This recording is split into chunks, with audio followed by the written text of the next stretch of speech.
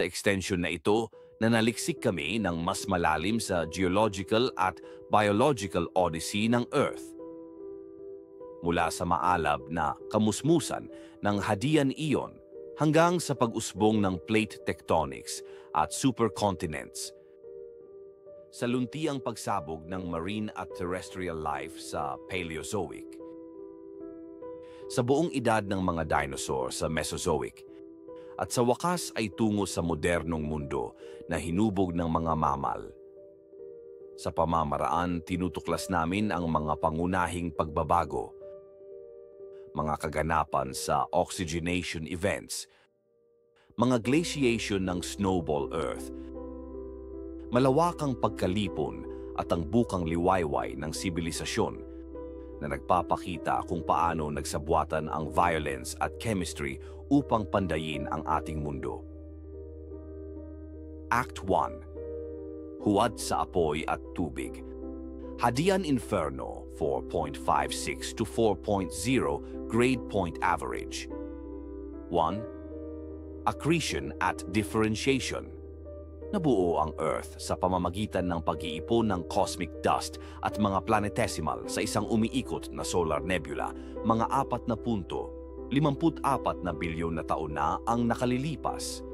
Ang matinding banggaan ay nagpapanatili sa ibabaw na natunaw.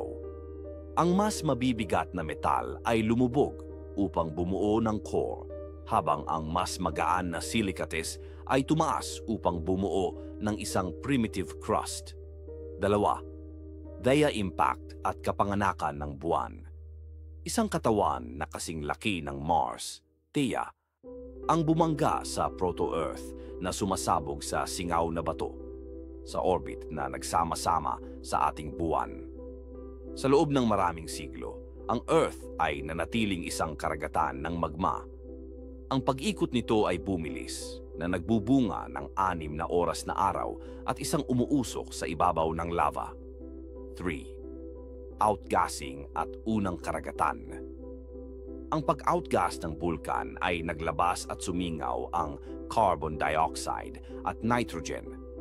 Habang ang planeta ay lumalamig, ang singaw ay namumuo upang balutin ang Earth sa mga ulap ng singaw at namumuong karagatan.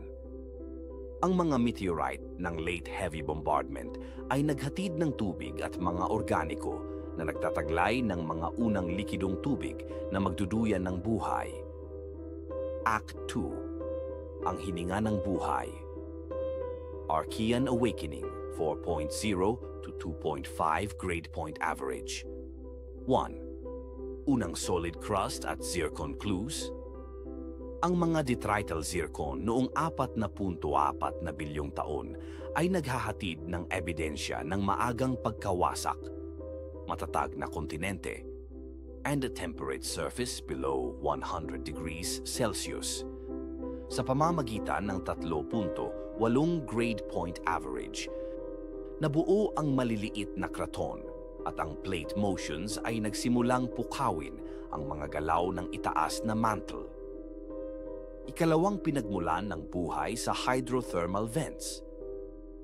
Ang mga likidong mayaman sa mineral na inilalabas sa pamamagitan ng oceanic crust ay nagtatakda ng yugto para sa prebiotic chemistry na nagko-concentrate ng mga amino acid at nucleotide precursors.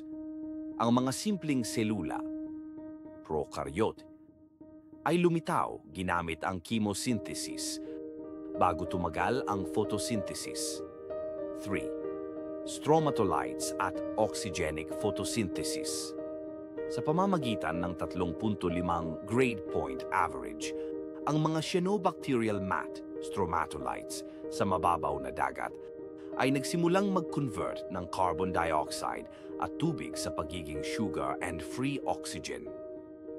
Ang oxygen ay naging ganap na oceanic iron, nagdedeposito ng mga banded iron formation at dahan-dahang bumubuo ng isang oxidizing atmosphere. Act 3. Supercontinents at Snowball Earth. Mga pagbabagong Proterozoic, 2.5 grade point average hanggang 541 milyong taon na ang nakakaraan. isang mahusay na kaganapan sa oxidation event. Sa panahon ng 2.4 na grade point average, tumaas ang antas ng oxygen, methane declined, na nag-trigger ng pandaigdigang paglamig at pag-oxidize sa mababaw na karagatan. Ang mga eukaryotic cell, mga cell na may nuclei, ay bumangon, malamang sa pamamagitan ng endosymbiosis ng bakterya sa loob ng archaea. Second supercontinent cycle, nabuo ang Rodinia mula sa isa't isang punto hanggang 0.7 grade point average at pagkatapos ay naghiwa-hiwalay mula sa 750 milyong taon ang nakakaraan na tinulungan ng mga mantle plumes at tensile stresses. Ang pagkawasak ay naglantad sa fresh rock to chemical weathering, bumababa ng carbon dioxide at bumagsak sa Earth sa pamamagitan ng mga snowball glaciation. 3. Snowball Earth at Cryogenian Thaw. Ang pandaigdigang pagyeyelo ay umaabot hanggang sa mga latitude ng Ecuador.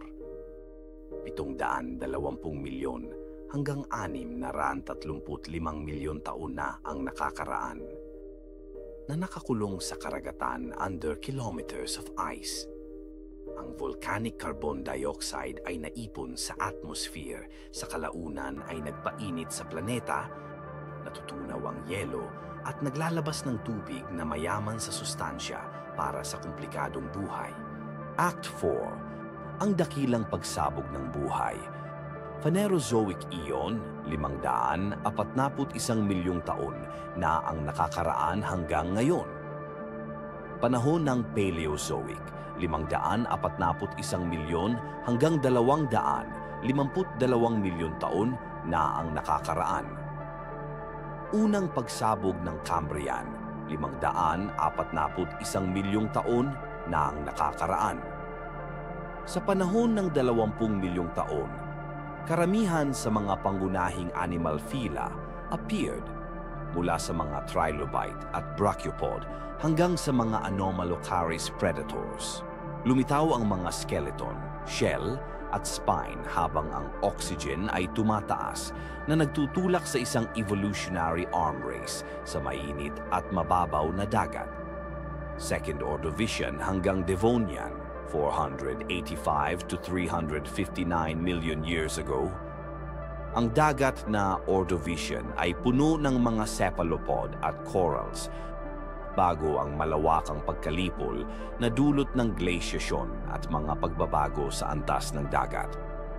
Silurian reefs and early jawed fish flourished. Vascular plants colonized land, stabilizing soils at paglikha ng unang kagubatan. Devonian age of fishes saw armored placoderms and early tetrapods emerge at water's edge. 3. Carboniferous hanggang Permian, 350 hanggang 252 milyong taon na ang nakakaraan. Ang mga tropical coal swamp na kagubatan ay gumagawa ng 35% ng oxygen na lumikha ng mga giant insects and spore-forming plants. Permian saw the assembly of Pangaea, mga volcanic super-eruptions, and the largest mass extinction, 96% of marine species lost, resetting evolution. Panahon ng Mesozoic, 252 milyon hanggang 66 na milyon taon na ang nakakaraan. 1. Triassic Dawn. Ang recovery mula sa pagkalipol ng Permian extinction ay nagbunga ng mga conifer and early dinosaurs like Coelophysis in sweltering rift valleys. 2. Jurassic Giants. Nangibabaw sa kalupaan ang mga sauropod, theropod at pterosaur. Cycads and ginkgos flourished under a warm, equable climate. 3. Cretaceous Floral Revolution. Ang mga namumulaklak na halaman, angiosperms, ay nag-evolve kasama ng mga pollinating na insects. Pinamunuan ng Tyrannosaurus at Triceratops ang lupain until an asteroid impact ended the era. Cenozoic Era, 66 na milyong taon ang nakakaraan hanggang sa kasalukuyan. 1. Paleogene at Neogene. Mammals radiated into vacated niches, ang mga balyena sa karagatan, mga primates sa kagubatan, at ang kagubatan ay naging mga savanna at malawak na tanawin. 2. Quaternary Ice Ages.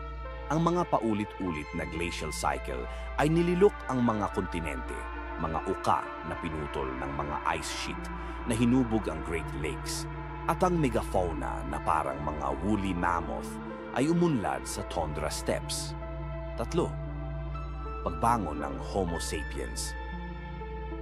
Lumitaw ang mga makabagong tao, Pleistocene era, sa Africa, nagpalipat-lipat sa buong mundo, domesticating plants and animals, at nagpanday ng mga sibilisasyon na nagsimulang baguhin ang ibabaw at kapaligiran ng buong mundo. Act 5. Sa Anthropocene, Stewardship of a Living Planet. Ngayon, ang atmospheric carbon dioxide ay lumampas sa 420 bahagi bawat milyon. Mas mataas kaysa sa anumang oras sa nakalipas na 3 milyong taon na nagtutulak ng mabilis na pagbabago ng klima at humahamon sa mga sistema ng mundo. Sa pagbabalik tanaw sa 4.5 bilyong taon ng pagbabagong anyo from magma oceans to living worlds, nahaharap tayo sa isang bagong responsibilidad. Gabayan ang susunod na kabanata nang hindi nasisira ang maselang balanseng na buo sa loob ng maraming taon.